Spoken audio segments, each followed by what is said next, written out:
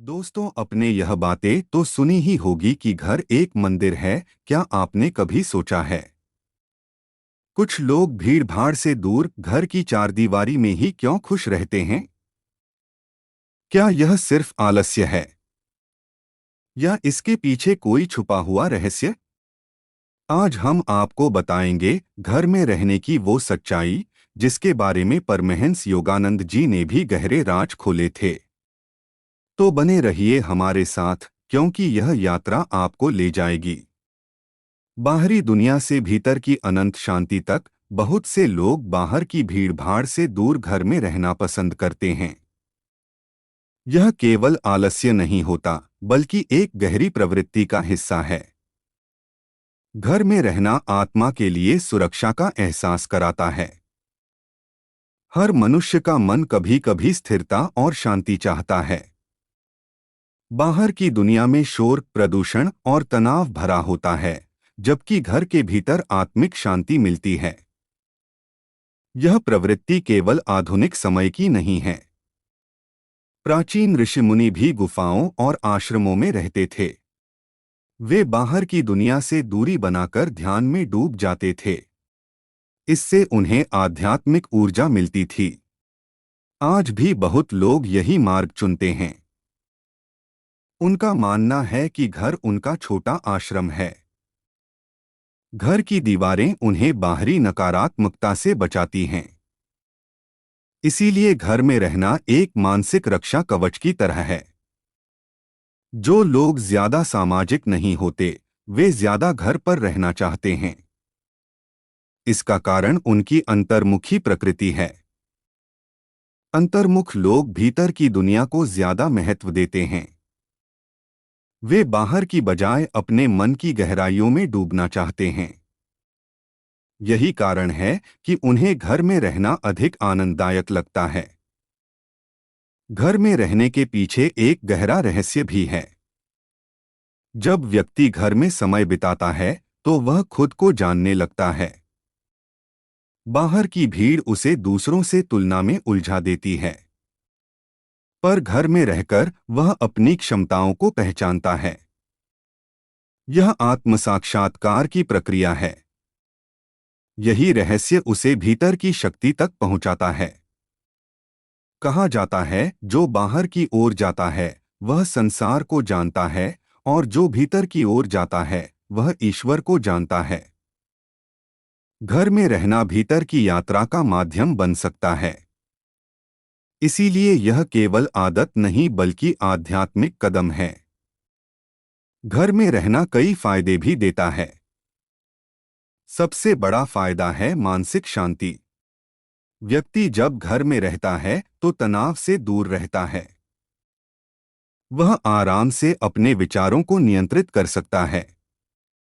दूसरा फायदा है समय की बचत। बाहर जाने में समय और ऊर्जा दोनों खर्च होते हैं।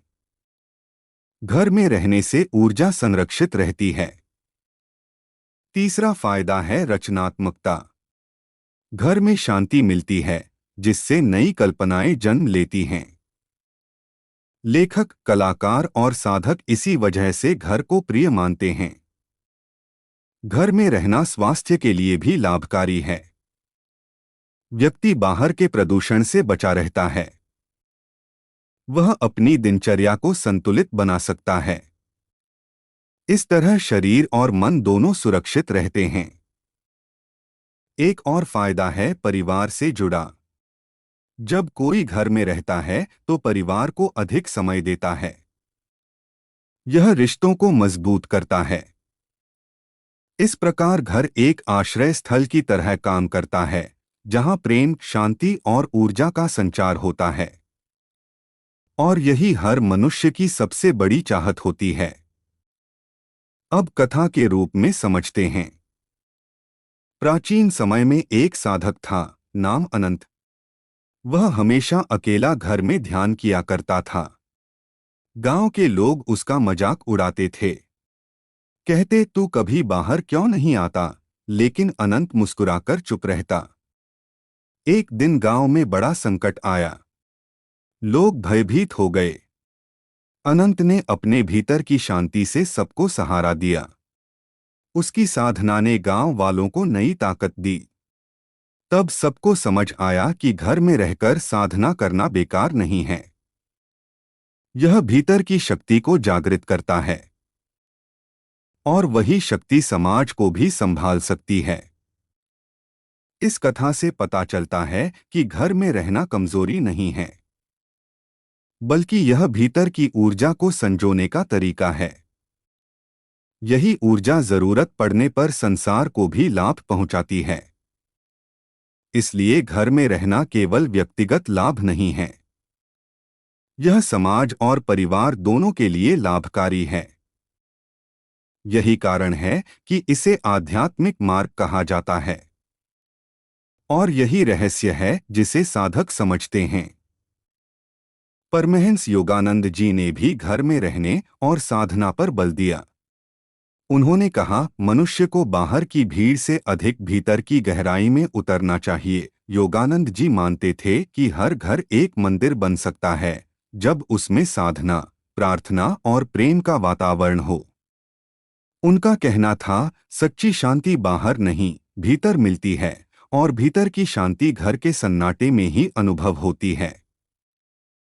योगानंद जी ने समझाया कि आत्मा का सबसे बड़ा साथी मौन है और मौन का सच्चा स्थान है घर। इसलिए घर में रहना एक आध्यात्मिक साधना है। यह आत्मा को ईश्वर के निकट ले जाता है। आज की व्यस्त दुनिया में योगानंद जी की बात और भी प्रासंगिक है। लोग बाहर की चमकदमक में खो गए हैं, लेकिन भीतर की शांति केवल घर में रहकर ही संभव है।